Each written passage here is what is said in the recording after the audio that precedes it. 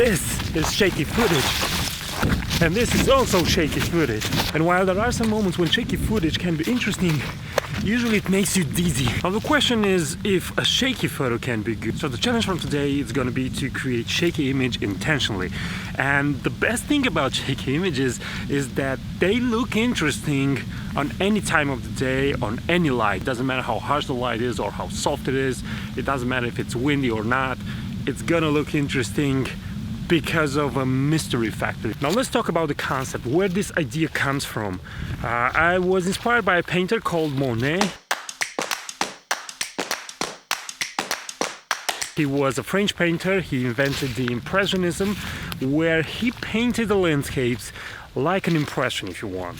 Now there's also a joke connected to this painting style that Monet invented, the Impressionism, and that I don't know exactly if it's a complete joke or it's also connected into reality, but it says that Monet invented this because he wasn't seeing that well and he didn't have good glasses. So he painted what he saw, and that is why you get an impression of the landscape and not the true form and not the true shape. Now I think it's very important for you to understand the concept, because the idea is to create an impression, okay? An image that looks almost like a painting that looks like this.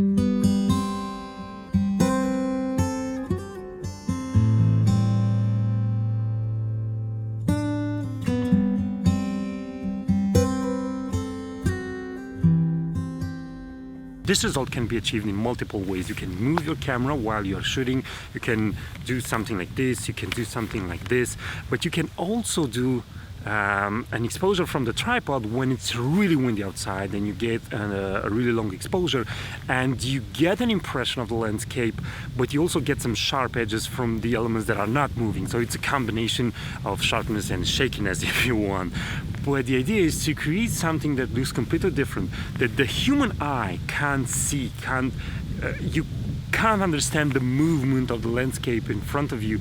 And that is why this technique is a fun one, and it can create some interesting images. So first of all, what you need in terms of composition and what you need in terms of the landscape, you need strong shapes and strong leading lines, because you are going to move the camera and you're going to lose details, textures, shapes, and that is why you need that shape and those leading lines to be really strong in order for some elements of them to remain in the frame. And that is why straight trees work well, a really well-defined trail works really well, but also the clutter of the forest can be presented in an interesting way. So I will try to address a couple of situations, and I will try to give you some settings, give you some ideas. Now as you can see, the trail over here, it's very well defined, the trees are straight, so the movement that I'm going to try and make is this one, because the trail goes up, the trees are vertical, and this kind of a geometry will favor a vertical movement, and you don't want to have a too long exposure. For example, I'm at f8 ISO 100 and 1.3 seconds, and it's just a simple vertical movement. Now you may not get it from the first time, and you may want to experiment with different movements, different velocities of movement if you want, but in the end you will get something interesting. So the first movement is going to be a vertical one, and the place that you're gonna choose is very important, because if the trail ends abruptly and it goes down, then this kind of movement, it's not going to work well. Now let's also concentrate on texture. You see this tree over here with these beautiful yellow leaves. Now we can go really close, and we will use the trunk of the tree, we will use the bigger branches as stronger elements in our shot, and then we will try to blur the leaves. Now we can do this in two ways. We can place the camera on a tripod and do a really long exposure, but I can also move the camera and create this. So first of all, I'm going to try also a vertical movement of the camera because of the trunk of the tree, and then I'm going to try other movements as well.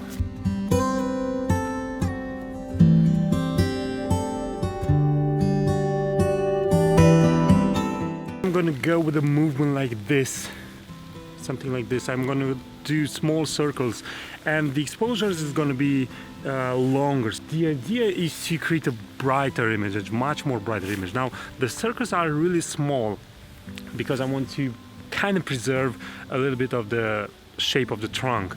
If you go in big circles, then the geometry is going to be all distorted. So that is why it's called an impression, because it kind of gives you a little bit of information about the landscape in front of you. You can guess what it is, but you don't see it in a clear way.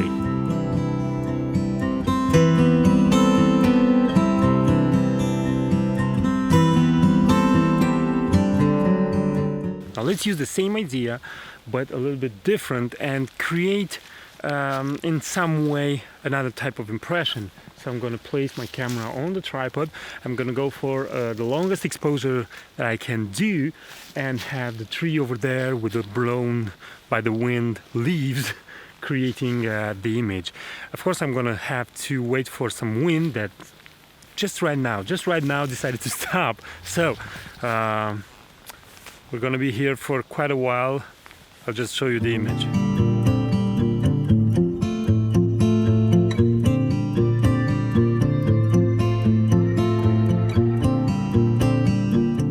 Now another way to obtain a shaky image intentionally is to place the camera like this and to simply run through the forest, like this.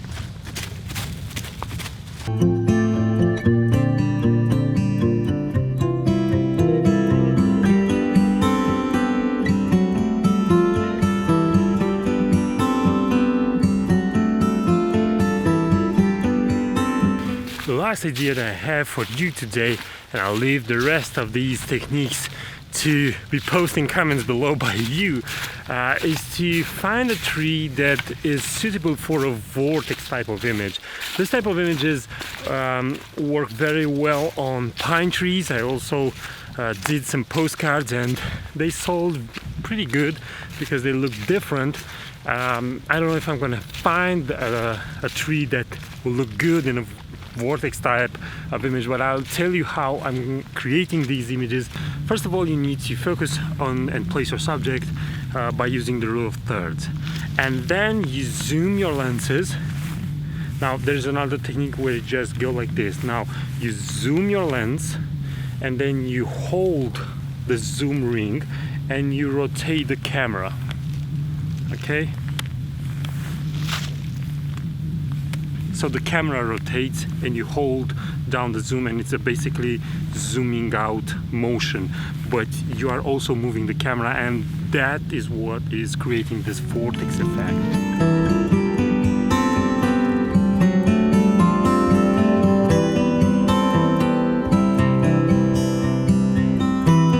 Now I know these type of images are completely different from what you are used to see in my work, and to see if this type of images can get likes, you'll just have to follow me on Instagram, for example. I'll just post there a few photos and see how many likes I get comparing to other photos.